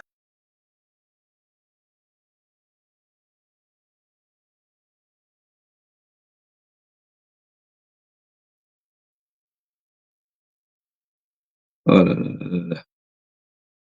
Qu'est-ce que je fais là? Voilà. Donc, vous constatez que c'est la personne qui masse qui après ventile. La personne qui masse 30 compressions, après, elle ventile. L'autre tient juste bien le masque qui doit être bien calé au niveau donc du nez et de la bouche. Et quand vous ventilez, vous devez voir le thorax bombé et revenir dans sa position initiale. Bomber et revenir dans sa position initiale. Là, la ventilation se fait bien. Mais évidemment, on comprend que là, on est déjà dans le milieu hospitalier, c'est de la réanimation un peu avancée. Mais pour le citoyen lambda, qui peut être en face d'une victime d'arrêt cardiaque, ce qu'il faut savoir faire, c'est masser, c'est reconnaître un arrêt cardiaque, une fois de plus. Le malade, vous avez appelé, il n'a pas répondu. Vous l'avez pincé, là, il n'a pas réagi. Vous vous assurez que le malade respire. Vous devez voir en penchant votre oreille vers son visage. Vous regardez vers les pieds et vous voyez un léger mouvement du ventre et de la poitrine. S'il n'y a pas ce léger mouvement du ventre et de la poitrine, ça veut dire que le malade ne respire pas. Vous mettez le malade en décubitus dorsal sur le dos, sur une surface dure. Et après avoir appelé le secours, vous commencez à masser jusqu'à l'arrivée du secours. Et quand les secours sont arrivés, quand vous avez massé, à un moment donné, vous pouvez arrêter quelques secondes pour voir s'il y a un pouls. Et le pouls, vous allez le regarder ici, là, au niveau du creux de la jonction entre la mandibule et puis le muscle sténocléido-mastoïdien. Donc là, comme ça, là, vous palpez le pouls. Vous devez sentir le pouls. On peut aussi palper le pouls au niveau de l'aine. Là, vous allez voir une masse battante. C'est le pouls fémoral ou alors le pouls carotidien. Vous devez avoir ça. Si vous avez ça, et en plus, si on est déjà en milieu hospitalier, par exemple, on va transporter le malade, on va le brancher avec un électrocardiogramme, on va voir s'il y a en fait un rythme sous-jacent. Mais idéalement, c'est d'avoir un défibrillateur. Dans un lieu public, nous devons avoir un défibrillateur. Dans toutes les grandes surfaces où il y a de la masse, normalement, il doit avoir un défibrillateur. Je vous ai expliqué tout à l'heure que, en réalité, on dénombre en nombre absolu plus de cas d'arrêt cardiaque dans la population générale, dans la masse. Des gens qui se mouvoir à gauche, à droite, qui bougent, qui vont dans les supermarchés, les gens a priori en bonne santé, mais nous sommes tous des malades ambulants. Donc, dans des lieux publics, les stades, les gares, aéroports, centres commerciaux, marchés, les marchés publics, en plein air et tout, il doit normalement avoir un défibrillateur automatique externe qui, quand on va donc brancher les patchs, là aussi, je crois que c'est une autre vidéo que je dois vous montrer parce que c'est quand même important de voir le défibrillateur, comment ça marche. Alors, défibrillateur, est-ce que c'est ça ici?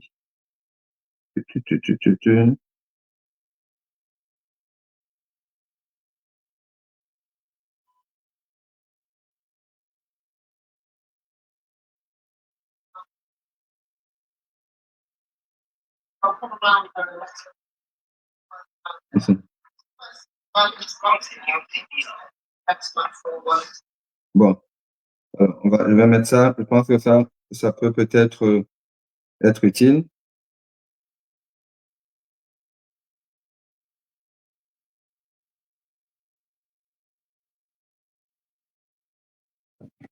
Donc, dans les lieux publics, il doit y avoir des défibrillateurs. Et ce n'est pas compliqué, hein? C'est plus spectaculaire que difficile à manier. C'est encore ce défibrillateur automatique. C'est-à-dire que dès que vous avez branché les palettes, les patchs, je vais vous montrer, vous allez voir ça là. Une fois que vous avez branché ça, vous avez allumé le défibrillateur, vous avez déclenché en fait sa reconnaissance du rythme, ça va reconnaître automatiquement. Sauf qu'à un moment donné, puisque vous êtes en train de masser, vous êtes en train de masser, vous êtes en train de masser. Et à un moment donné, vous cessez de masser pour que le défibrillateur reconnaisse le rythme sous-jacent, le rythme naturel du cœur. Et s'il voit que le cœur est toujours en emballement, il va charger dans l'énergie, il va charger l'énergie et va donc dire, c'est bon, je suis chargé, écartez-vous et déclencher la défibrillation. Donc, tout le monde devra s'écarter parce que si vous êtes encore, si vous touchez le malade ou alors vous touchez le lit à côté, vous pouvez avoir la décharge électrique. Donc, vous vous écartez, ça va et vous appuyez sur le bouton qui va donc envoyer le choc de défibrillation. Et dès que le choc est envoyé, tac, vous recommencez à masser. Vous recommencez à masser. À un moment donné, vous arrêtez un peu, on voit si le rythme normal est revenu ou pas. Voilà. Donc, ça, c'est le défibrillateur. Donc, c'est l'autre étape. C'est la troisième étape des gestes qui sauvent. Le premier geste, c'est appeler le secours. Deuxième geste, c'est masser. Troisième geste, c'est utiliser le défibrillateur. Si vous avez appris à reconnaître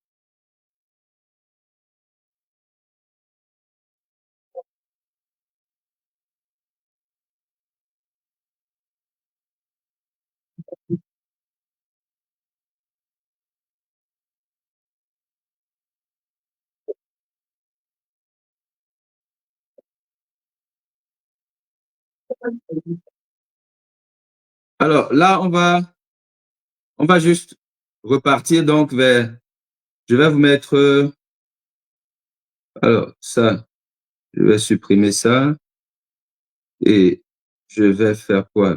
Présenter, fichier, parcourir, on fait ça. Voilà. What we really would like to see is as minimal as possible interruptions to patients. And so, as in when, so for example, Mary's compression onto the chest, I'll come around her and let her know that I'm going to work around her. So firstly, without Donc là, interrupting vous her, voyez we need comment to get the left il va lateral poser position.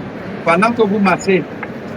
Vous laissez un And peu then, la possibilité de once I'm mettre ready, I'll les let patchs. Mary know, no, I'm ready to put the Continue pads on. CPR. Allez, And then ouais, as soon as vous Mary enlevez lets un me peu on le there, temps qu'il le mette. Dès qu'il a mis, very nice and vous continuez à smooth. masser. Sometimes, so there should Ouais. be another Donc ça person doit in être there, très two rapide. people, ideally, because one person will be on the airway. Whoever is doing the deep in Continue this scenario CPR. will be able to move freely. Donc vous voyez que le whilst défibrillateur another vous guide. individual Ça vous dit helping the continuez de masser. Now, you may À un say moment to donné, me, ça va vous Mary, dire arrêtez de masser. pads like this. Well, where I work, we're using in a lot of hospitals around London in the future because it shows that when we get the patients back, we can see they've had a good rate, a good Continue rhythm, CPR. less time off the chest. Ça vous dit So de when continuer. we go to do whatever procedure, the Ouais, c'est là repetition is included le- as much as possible. Le sigle là, So de la we've got foudre. the old-fashioned pads, one is underneath right Le sigle de la back, foudre, c'est because là we like qu'on va appuyer pour que ça And you décharge talk, like you donc, mentioned, le you courant call de it défibrillation. Stop CPR. It Ça vous doesn't dit d'arrêter. matter, because both of the pads Analyze. Ne just touchez pas le sit patient. together. Allez, You just ouais. need to make sure it's the Ça, right là, ça, shape ce here. cycle-là, No ça veut dire que vous matter devez what patches take. choquer.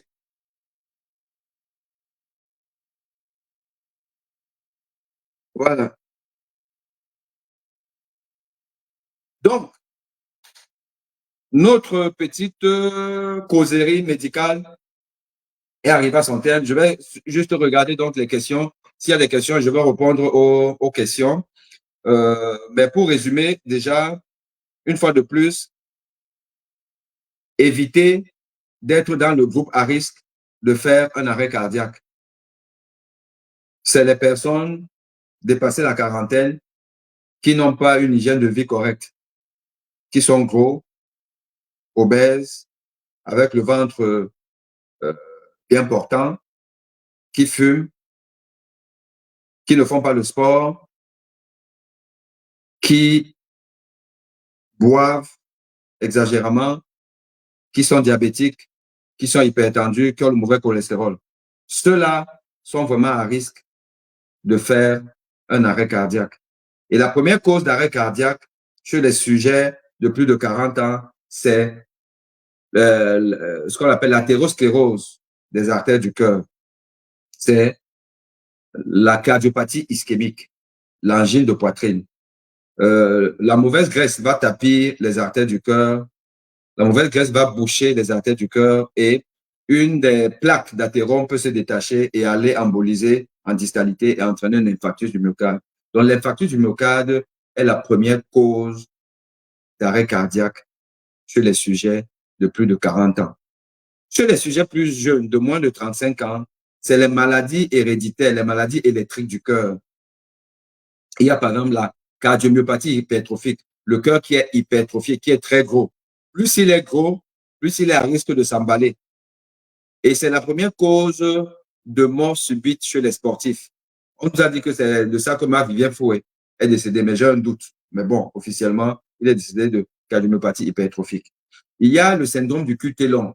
C'est un allongement donc de la repolarisation.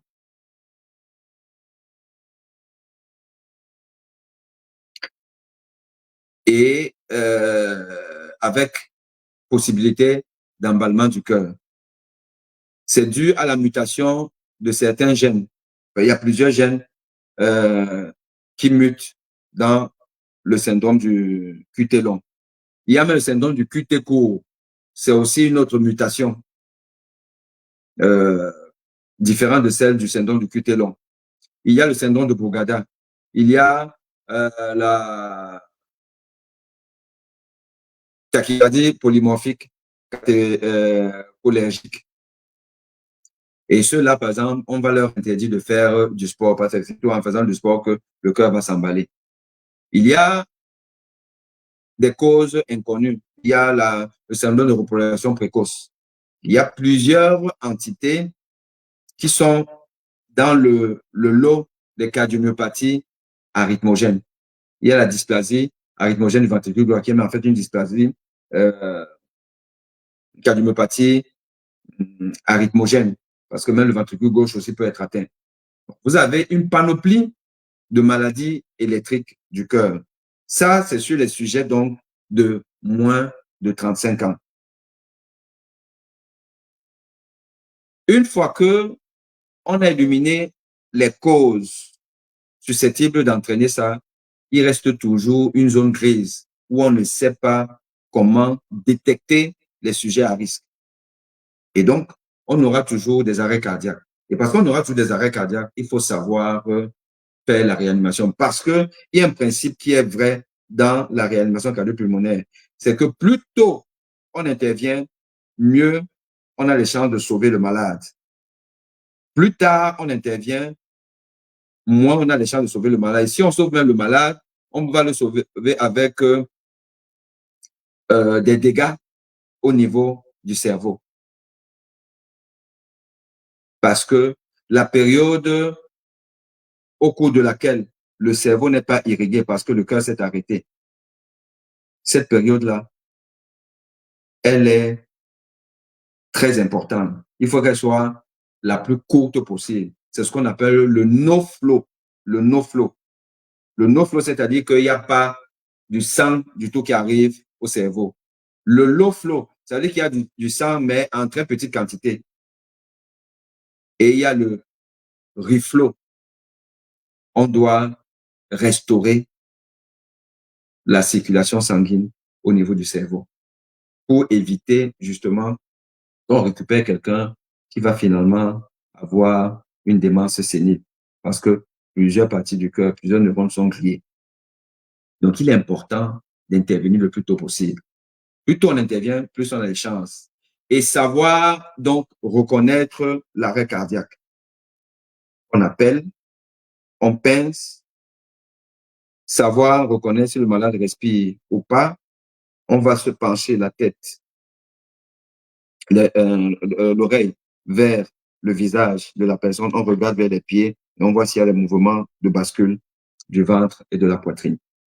S'il n'y a pas de mouvement de bascule du ventre et de la poitrine, donc il n'y a pas de respiration, on met le malade dessus. Donc, évitez de me mettre le malade en position latérale d'insécurité. Évitez ça, évitez ça. C'est trop, c'est trop.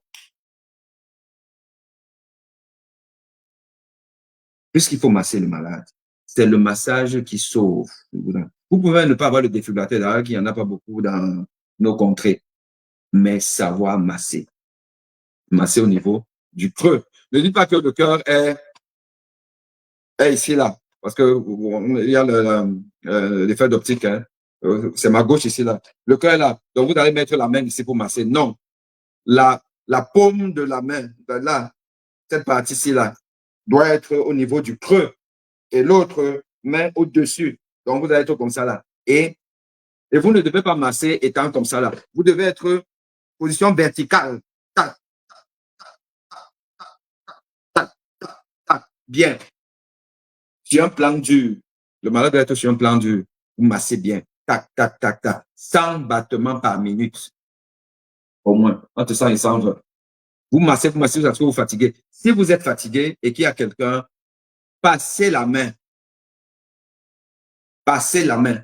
Et la personne qui est en train de regarder doit bien regarder comment on masse. Quand elle va venir masser, elle doit faire la même chose. Vous devez observer, vous dire que non, non, bon, allez, va un peu plus vite, ainsi de suite là. Ça parce que un massage qui n'est pas profond, qui n'est pas bien fait, il est plutôt délétère. Et si par chance, les gens viennent avec le défibrillateur, on va brancher le défibrillateur. Et vous pouvez laisser juste quelques secondes le temps. Mais maintenant, si c'est des défibrillateurs, bon, dans nos pays là où on est pauvre, les patrons disent que ça coûte cher. Les gens, il y a encore les palettes.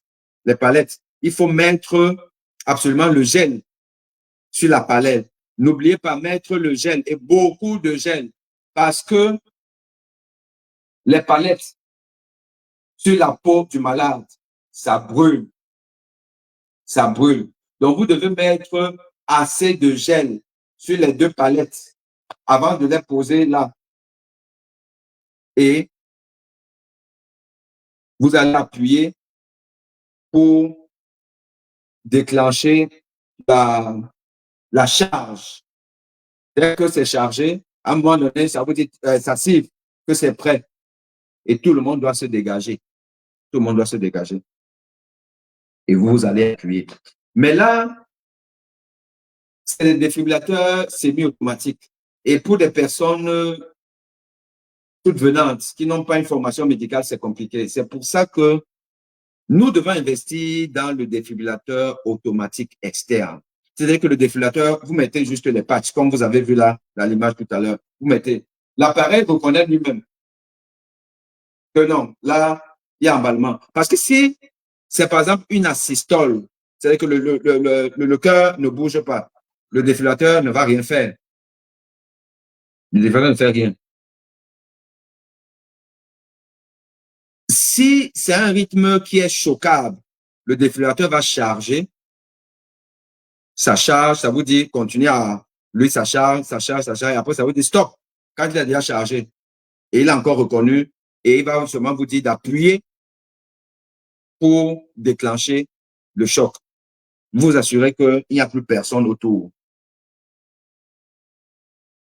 Et donc, c'est spectaculaire, mais c'est réalisable. Il faut juste un training des personnes.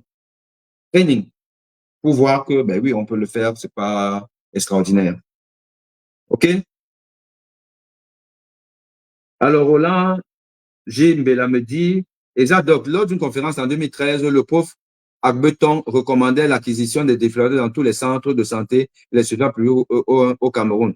Et en effet, il faut investir. Il faut investir dans ça.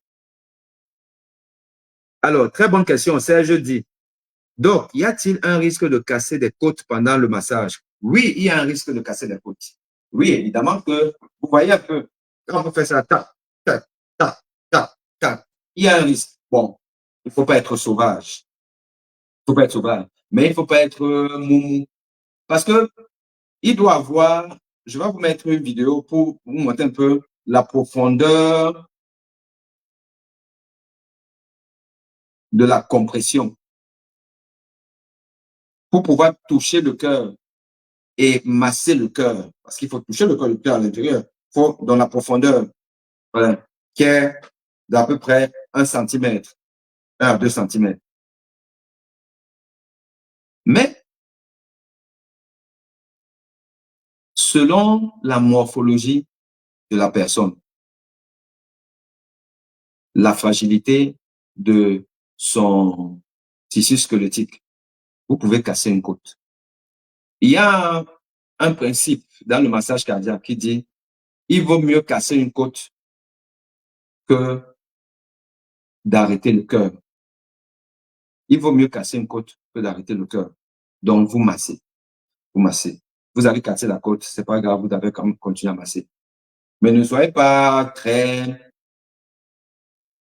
brutaux pour vraiment casser toutes les côtes. Mais, si on casse une côte, on continue quand même. Alors, Paulin Salomon me dit comment déboucher les artères du cœur coronaire. Votre point de vue sur l'utilisation des statines pour le traitement du cholestérol, car beaucoup de vos confrères ont des avis partagés. Alors, comment déboucher les artères du cœur? Effectivement, quand on fait un arrêt cardiaque, c'est un sujet qui est plutôt à risque d'avoir une maladie des artères coronaires, parce que la personne a plus de 40 ans, la personne, en plus, a des facteurs de vie, peut-être diabète, peut-être obèse, peut-être hypertendu, voilà. Dès qu'on a récupéré, parce que la première des choses d'abord, c'est de pouvoir récupérer avec le massage et peut-être le défibrillateur. On a appelé le SAMU est venu, on a mis de l'oxygène, on l'a intubé, voilà, et la personne respire maintenant avec une machine, et on a transporté la personne dans un centre de cardiologie qui a de la cardiologie interventionnelle, dans une salle de cathétérisme cardiaque pour faire une coronarographie. La coronarographie, c'est l'opacification des artères du cœur. Et on regarde dans des caméras et tout, on voit effectivement les artères, s'il y a une artère bouchée. S'il y a une artère bouchée, on va déboucher l'artère. On va déboucher l'artère par de l'angioplastie. On fait de l'angioplastie, c'est-à-dire qu'avec les mêmes cathéters qui ont permis d'opacifier, on va donc introduire un cathéter qui a un ballon au bout, et puis le ballon va gonfler et va déployer un ressort qu'on appelle un stent. C'est ce qu'on appelle l'angioplastie transluminale avec pose de stent. Et une fois qu'on a posé les stents, il faut donner des antiagrégants plaquettaires pour qu'il n'y ait pas une sténose et surtout qu'il n'y ait pas de thrombose du stent. On va donner une double antiagrégation plaquettaire pendant 6 mois à 12 mois et après, on va donner un seul antiagrégant plaquettaire. Alors maintenant, les statines. Les statines, c'est quoi? Les statines, c'est des médicaments qui luttent contre le mauvais cholestérol, qui baissent le cholestérol. Parce qu'on sait que le cholestérol, surtout le LDL cholestérol, participe à la genèse de l'athérome, donc la mauvaise graisse qui va tapir les artères du cœur. Et donc, les statines anti-cholestérol vont donc permettre donc de diminuer le taux de cholestérol et de diminuer même la progression de l'athérome. Mais il faut dire que vous avez des patients qui ont une maladie coronaire, une athérosclérose, l'angine de poitrine, sténose des artères coronaires, mais qui ont un taux de cholestérol et des fractions de cholestérol qui sont plutôt quasiment dans la norme pour un sujet normal, lambda et tout. Mais même à ceux-là, à partir du moment où ils sont dans la maladie coronaire déjà, on leur donne les statines, pas simplement pour baisser le nombre de cholestérol, mais effectivement pour baisser au maximum, c'est-à-dire qu'à vraiment des taux inférieurs à 0,7 grammes par litre du LDL cholestérol, mais aussi parce que les statines ont des effets pléiotropes, parmi lesquels les statines stabilisent les plaques d'athérome. C'est-à-dire qu'il y a déjà une plaque qui est là. Ça va baisser le taux de cholestérol, Donc, ça va éviter que ça... Mais donc, le fait de donner la statine va faire que la plaque formée va se stabiliser, ne va pas progresser, ne va pas grandir, et ça évite donc des récidives d'infarctus. Donc, les statines sont données à un malade qui a par exemple 1 gramme par litre de LDL cholestérol. S'il n'a pas fait un infarctus, un AVC, il n'a pas une maladie ischémique des membres inférieurs, normalement, on ne donne pas la statine. Mais sur le malade qui a déjà fait, qui est déjà rentré dans la maladie athéromateuse, donc en prévention secondaire, on va lui donner une statine pour baisser le plus possible le cholestérol.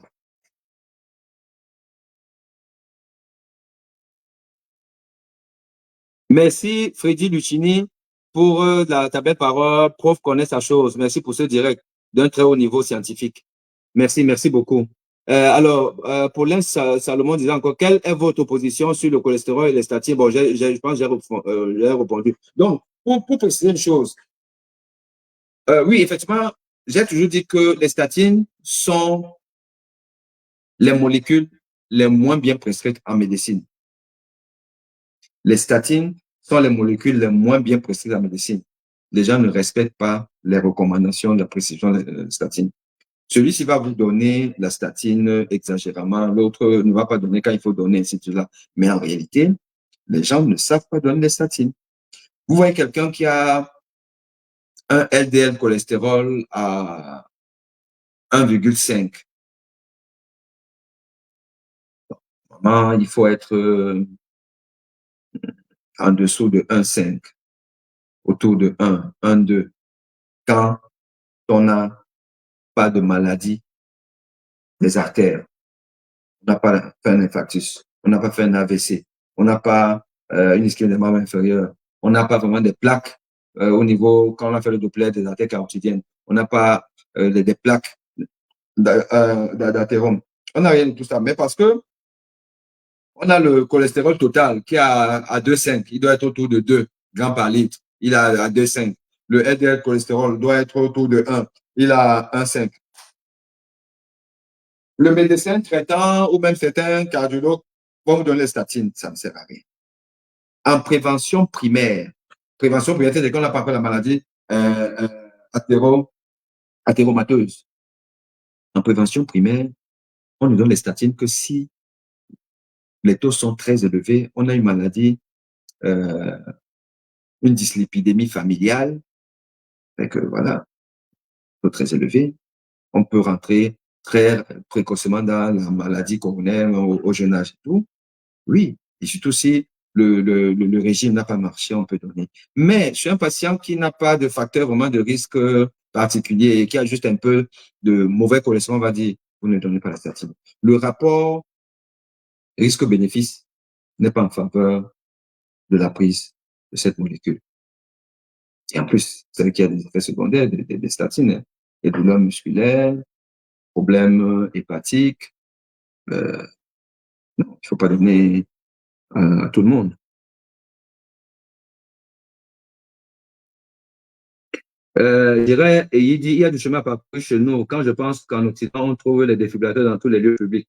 C'est une question de volonté. Vous voyez, c'est une question simplement de bonne ou de mauvaise gouvernance. Ce n'est pas compliqué. En plus, l'État peut imposer aux entreprises d'avoir des défibrillateurs. L'État peut imposer aux centres commerciaux d'avoir des défibrillateurs. Et que les services de sécurité aient la maîtrise de la réanimation cardio-pulmonaire, des premiers secours. Et ensuite, l'État peut instaurer dans le cursus de formation des étudiants le secourisme. Ça doit faire partie du curriculum des formations. Comme on a le permis pour conduire, c'est comme ça qu'on devrait même avoir aussi ça pour être même autorisé à conduire, à faire... voilà, c'est une question de volonté politique. Et je peux vous assurer que quand j'arriverai là-bas en haut, vous allez voir comment ça va changer.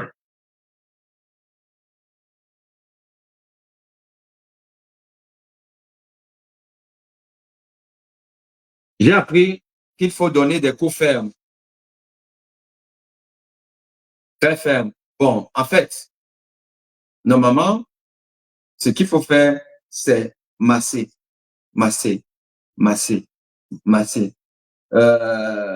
Mais il y a des circonstances bien particulières où, effectivement, en donnant des, des coups au niveau du précordium, là, on peut faire repartir le malade. Mais vraiment, c'est dans des circonstances assez particulières. Il faut plutôt être dans le classique. Le classique, c'est sternum et voilà. Merci.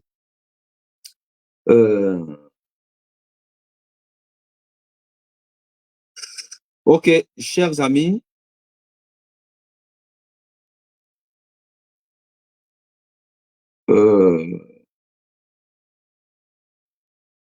le syndrome de, enfin, c'est Brugada, B-R-U-G-A-D, se soigne après diagnostic. Oui, oui, très bonne question. Oui, le syndrome de Brugada. Si on vous découvre donc que vous avez un syndrome de Brugada et que vous êtes à risque de faire une mort subite. Pourquoi? Parce que vous avez fait, par exemple, une syncope. Parce que dans le syndrome de Brugada, vous pouvez tomber, vous perdez connaissance pendant quelques secondes et vous revenez à vous. Quand on fait le bilan, on se rend compte que vous avez le syndrome de Brugada. Si vous avez fait un syncope une fois, vous pouvez en faire une seconde fois et vous pouvez finalement même faire plutôt un arrêt cardiaque et décéder. Donc, si vous avez un accident de syncope chez vous, si dans la famille, les gens ont le syndrome de Brugada, ils sont décédés jeunes, si on est allé dans le cœur, on a titillé le cœur, on a essayé d'emballer le cœur, on a réussi. Bon, c'était au départ, on faisait ça, après on a dit que ça sert à rien. Maintenant, on revient encore vers le fait que le fait de faire de la stimulation ventriculaire programmée peut entraîner, enfin, et qu'elle est positive, c'est-à-dire qu'elle emballe le cœur, ça veut dire que vous êtes à risque. Donc, dans ces conditions, on va vous mettre un défibrillateur automatique implantable. C'est comme un airbag pour que, au cas où, si le cœur s'emballe, le défibrillateur va envoyer un choc de défibrillation. On peut aussi vous donner, aujourd'hui on le fait, on peut donner certains médicaments, des antiarythmiques comme la quinidine, parce que des gens qui parfois emballent assez souvent, la quinidine va essayer de calmer les choses et comme ça vous allez moins utiliser votre défibrillateur. Parce qu'il ne faut pas oublier que le fait d'avoir un défibrillateur, que le défibrillateur envoie donc des chocs pour désemballer le cœur, ce n'est pas bon parce que déjà, ça altère la qualité de vie. Vous allez, parce que vous ressentez le choc et vous aurez toujours peur, est-ce que je vais encore choquer? Donc, ça peut vous enfoncer dans la dépression, altérer la qualité de vie et puis, bon, c'est pas bon. Et puis, les gens qui font souvent plus d'emballement et puis des chocs de défibrillation, on s'est aussi rendu compte qu'ils meurent plus que ceux qui ne font pas des emballements et des chocs. Donc, on peut quand même donner ces médicaments, les enfin, la quinidine pour essayer de calmer votre orage rythmique. On va dire ça comme ça. Donc, le défibrillateur automatique implantable, c'est le traitement qu'on a aujourd'hui pour le syndrome de Brugada symptomatique. Ce live mérite 1 million de likes. C'est Gérard et il dit merci beaucoup. Non, vous savez, moi, j'ai pas besoin d'1 million. Là, vous étiez parfois monté à 33. Ça me va. Vous savez, hein. Nous, on est des modestes, hein. On n'est pas des papes du Japap. Donc, voilà. On fait ce qu'on peut, hein. Au moins, le soir, on meurt, on se dit, Dieu va dire, bon, tu es allé là-bas même. Bon, tu as me fait quoi? Hein? Tu n'étais pas plus méritant que à Tangana ou Gérard. Là, bon, toi, j'ai fait en sorte que toi, tu as un cursus qui te permettent d'arriver là où tu es arrivé. Bon, avec les petites connaissances que tu as engagées, tu as fait quoi? Hein, tu es resté avec ça, tu buvais tellement l'odontol avec tes petites au quartier, ou alors tu as distribué, tu as partagé tes connaissances avec la population. Mon père, j'ai fait ce que je peux. Bon, mais il n'y a pas beaucoup de gens. Non. Je ne te demande pas s'il y avait beaucoup de gens. Est-ce que tu l'as fait? Est-ce qu'il y avait au moins une personne? Oui, mon père, bon, avec une personne. Tu sais que tu auras sauvé une personne. C'est ce que je fais. OK, allez, viens t'asseoir à côté de moi. Donc, j'espère.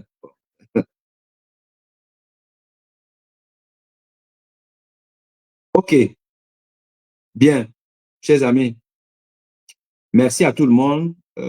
Cédric Chimeni, Freddy Lucchini, Men, Mamou Lise, Luc Patrice Ngimbis, Faustin Tala, Gustave Ebonge, Roland Jimbela, Ripolin Chio, Ferdi Loba, Paulin Salomon, Gérard Idi, Freddy Lucchini, j'ai déjà dit, Serge Di, Men,